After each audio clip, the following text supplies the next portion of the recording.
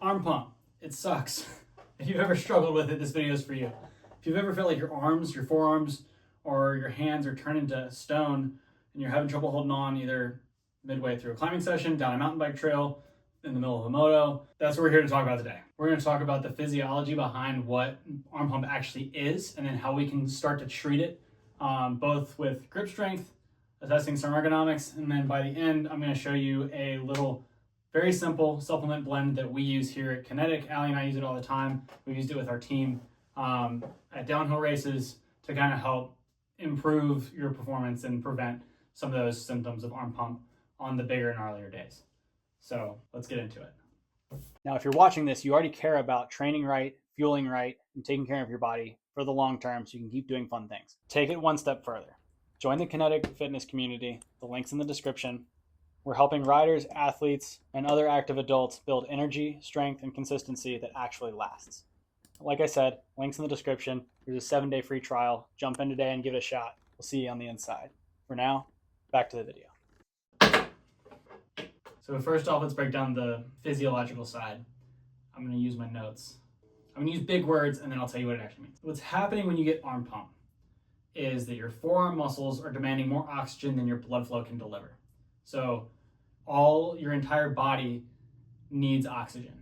The way our extremities get that oxygen from our lungs is through blood flow. Your blood literally carries the oxygen to the cells at the extensions at your extremities and the muscles, and then it returns the CO2 back to your lungs so that it can be breathed back out. So every breath, you breathe in oxygen, that oxygen gets rushed all over your body, and then when you exhale, all the CO2 from your body that the cells used during the work gets rushed back into your lungs, then you exhale the CO2. If you're constantly squeezing, there's no pump in your muscles. So your muscles are pumped up, which then restricts further blood flow. You're not getting enough oxygen, which signals your body to send more oxygen, but it can't get in and out because your muscles are pumped up. So the CO2 saturated blood can't escape your muscles fast enough, and the oxygen rich blood can't get in fast enough.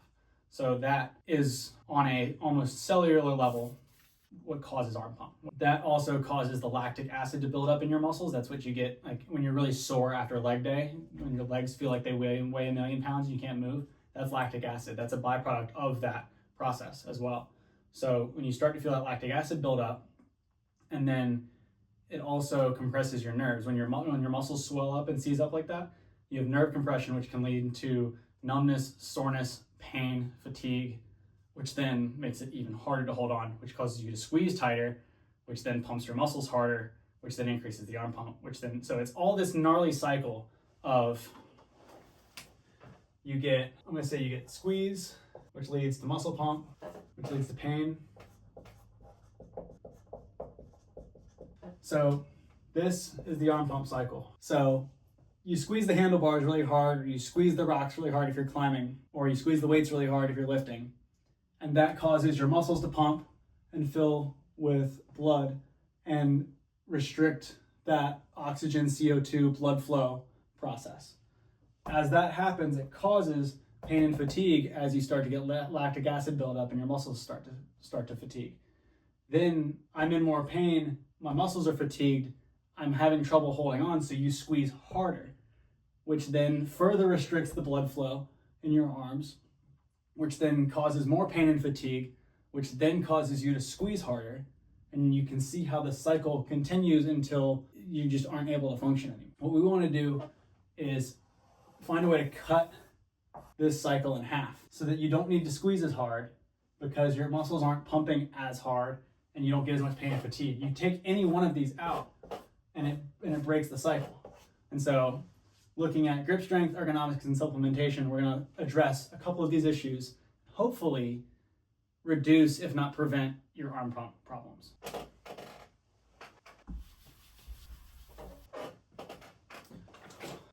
So starting with grip strength, arm pump is not necessarily a grip strength issue. It can be.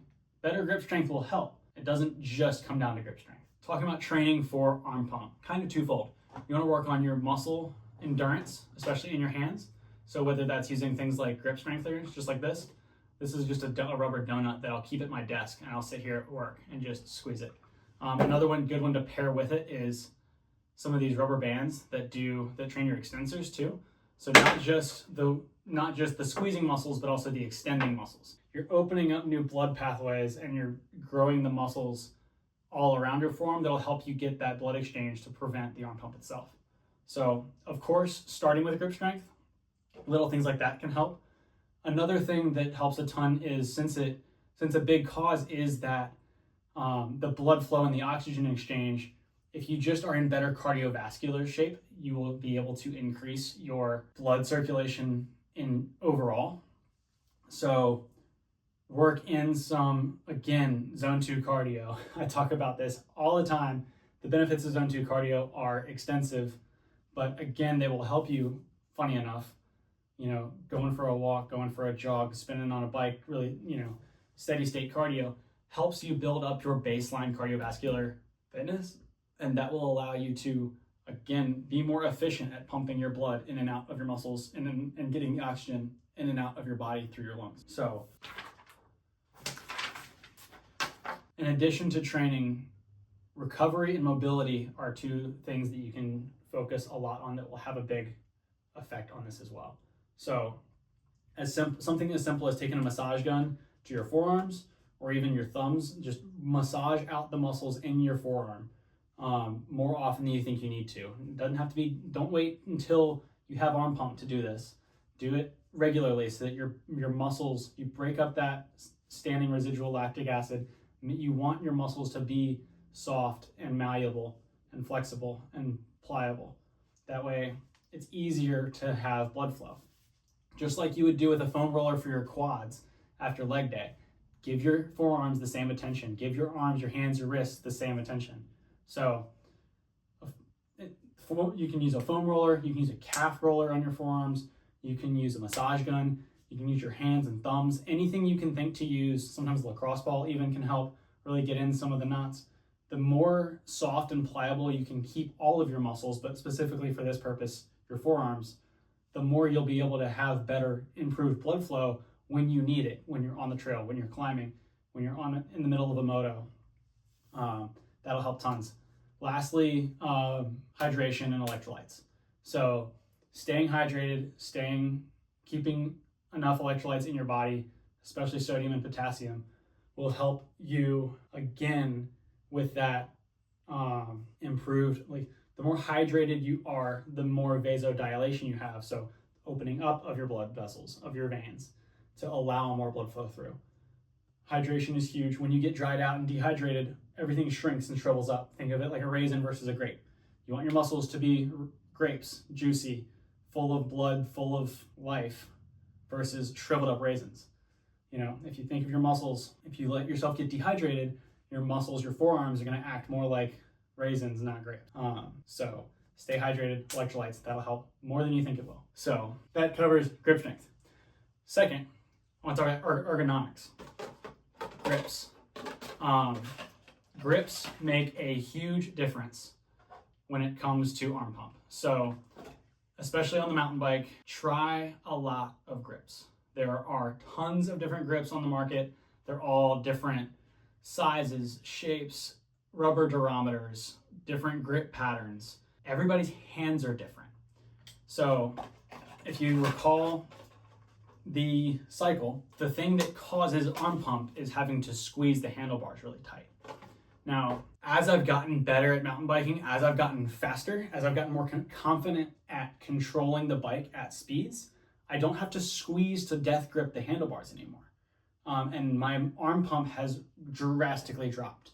So purely from a technique standpoint, the more you can be you don't have a strong grip, but the more you can have a strong grip on the handlebars without having to squeeze the crap out of your grips, the more you'll be able to be more relaxed and fluid with your muscle pump and your arm and your blood flow. So that all comes back down to grips. I have pretty short, fat hands. So I really prefer a grip with a smaller diameter. So anybody else that has really short hands, you're gonna want a much more narrow grip. Think of it like doing pull-ups. If you've ever done pull-ups in the gym or even deadlifts with a bar, think about it as what's easier to do a pull-up on? A bar, this big around, or a bar that you can actually get your whole hand on. Same thing with your handlebars. But then it goes the other way too. So for me, I have smaller hands, so I need a smaller grip to be able to wrap my entire hand around. If I use a grip that's a little fatter, then I feel like I have to squeeze on harder because I don't have as much wrap around the grip with my fingers. People with larger hands, if you have a really, really small grip, you're gonna feel like the opposite problem. You're gonna feel like it's too small and you're gonna have to squeeze tighter to be able to hold onto it because it doesn't fill enough of your hand. If you have bigger hands, you might need a thicker grip. So, good example, if I was using a handlebar grip that was the size of this Expo marker, it would be not nearly enough to hold on to. I feel like I have to squeeze it really hard because it doesn't fill my palm.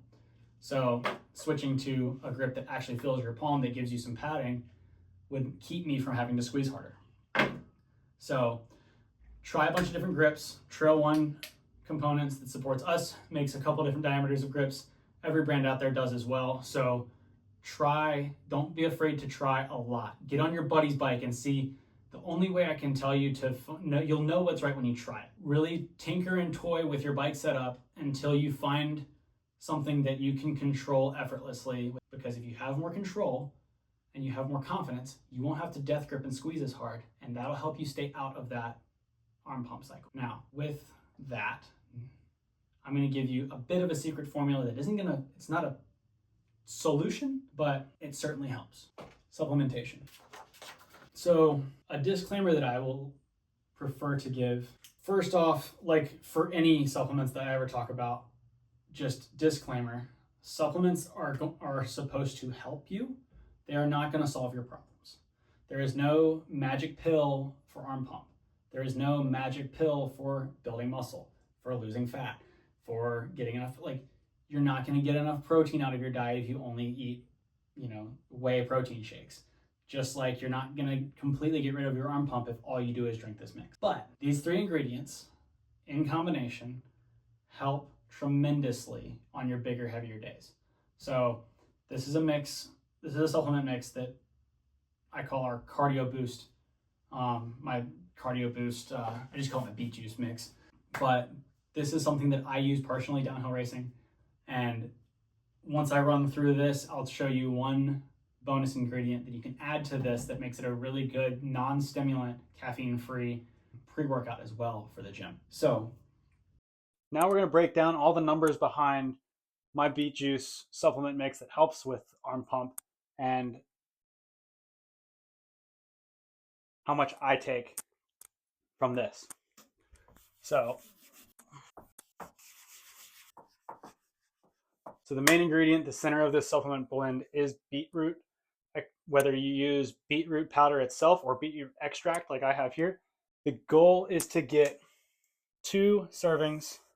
My goal with this blend, when I take it, is to get 2 servings of beets from 1 scoop of this blend. Beets are a very common, beet juice, beetroot, very common supplement in endurance sports, action sports, especially motocross. And its main benefit is increased vasodilation, which is fancy words for it opens up your blood vessels and allows and promotes more blood flow. That's what we want, right?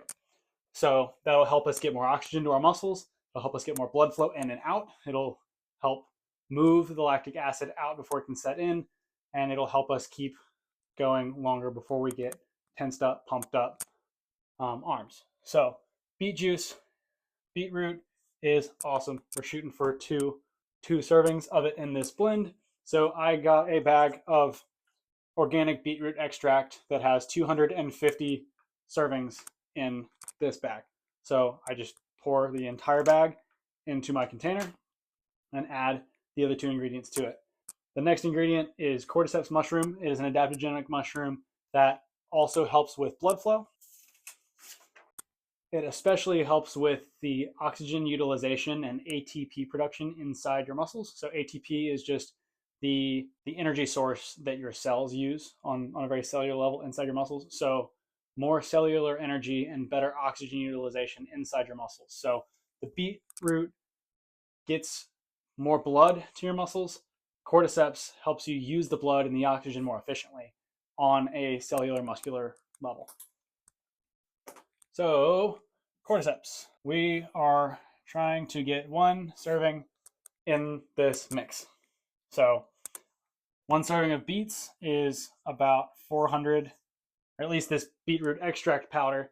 Make sure to use the supplement facts, the nutrition facts on the ingredients that you purchase. If you don't purchase these directly, do the math yourself, take your own risks. I'm just telling you what I do and what I've done here.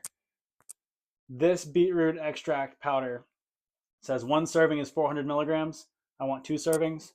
So 400 times 2 is about 800. It's exactly 800 milligrams. Cordyceps. 1 serving of cordyceps is 2,000 milligrams. Ingredient number 3 is maca root, and we're looking for 1 serving, which is about 1,800 milligrams. Maca is another adaptogen, and it's really a clean energy source. So unlike caffeine, a lot of pre-workouts add caffeine for the energy boost. This, you get that energy boost on a cellular level, but since it's not a stimulant, you can't build up a tolerance to it, and you're not going to have a weird spike or crash like you would with caffeine. So it helps to regulate the cortisol and stress levels in your body, and also helps boost energy so that you can sustain better. If you don't get tired, you don't squeeze as hard to hold on for dear life, you don't squeeze as hard, you don't block your muscles, keep the blood flow going, you reduce arm pump. So beets help with blood flow. Cordyceps make the blood and oxygen utilization more efficient. Maca is your clean and your energy boost. So I personally like a 2 to 1 to 1 ratio of these 3 things. And what that looks like is a 1 teaspoon serving of this blend. So I got, the way I kind of come to those numbers, I got 250 servings of beet. I got 125 servings of cordyceps, and 139 was the closest servings of maca. So if anything, it's more like a 1.1. It's just a little bit, just barely above 1 serving in that ratio of the maca. So a little bit of extra cellular energy, I don't think you're going to complain about. And then simply, I add all those up. So I take the exact suggested serving size on here, and I add those up for mass, for weight. Weight and mass in grams is the most accurate way to measure these things, because the powder itself can rise or settle. So volume, unless you are fully packing, volume like a scoop is not, it's the easiest measurement, but it's not the most accurate. So when I set up my initial serving size, I try to do the math and comparing it as close as I can based on weight.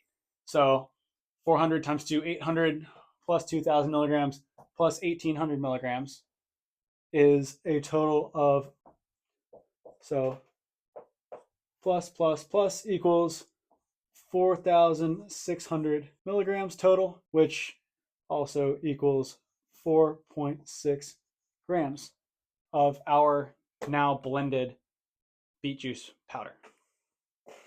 And the way I figure out what scoop size I'm going to use, we have a bunch of these just cheap plastic measuring cups, measuring spoons. I think we were able to get a set of these for like $2 at Hobby Lobby, so we just got a bunch of them.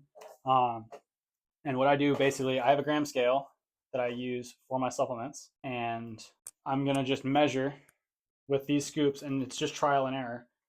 I took the half teaspoon, and sometimes you can use other scoopers from other supplements. You really just want to find one that works, that gets you to that grams. So what I found is that if I pack 1 teaspoon super tight and then throw that here on the scale, right about to 4.5 to 4.47. So right, really close to that 4.6 gram measurement. So that's a lot easier for me to remember than, I'm not pulling this scale out every time I make my supplements. Really easy to just designate that scoop for this blend, and then it's easy. Just add 1 scoop. That's how I do the math. Make sure you do your own math and double check your serving sizes with your measurements.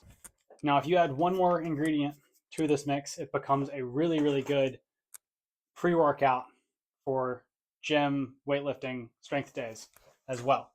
And that ingredient is also one of the most common ingredients in commercial pre-workouts.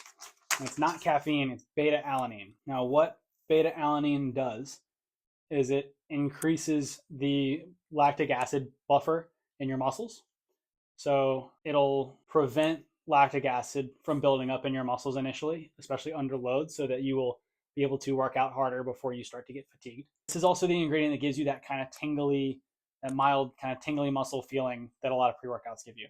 So if you like that, this is how you can absolutely add this to it straight up and redo your math if you like that all the time. I don't love that when I'm riding, but it's a great addition to this, especially for the gym. So I prefer this over traditional pre-workouts because it doesn't have caffeine in it. With the maca root, you get energy without it being a stimulant, without it being caffeine. So oftentimes if I'm working late, I end up going to the gym at night. And this allows me to go to the gym in the evening without having to take caffeine and risk my sleep. I still do sleep the best when I work out early in the day, but on days that I need to work out late or train late, this is a way that I can add 1 serving of this beta-alanine to my existing beet juice blend, and get the most out of my gym session, even on nights when I have to go work out after work, when I have to go to the gym in the evening. And that allows me to still get the most amount of my workout, still get the benefits of a pre-workout, get some benefits from the beet juice, the increased muscle flow, which also preemptively helps with muscle recovery so I don't get as sore in the following days. And then I also don't have to disrupt my sleep by taking caffeine late in the day. So, little bonus for you. If you try this, if this works for you, let us know how it goes. Like I said, anything that I mentioned in this, whether it be tools, ingredients, supplements, whatnot, should be linked in the description in that Amazon link, where we have a lot of our stuff that we use here at KinetiQ, especially things that Ali and I use personally for our own training and performance.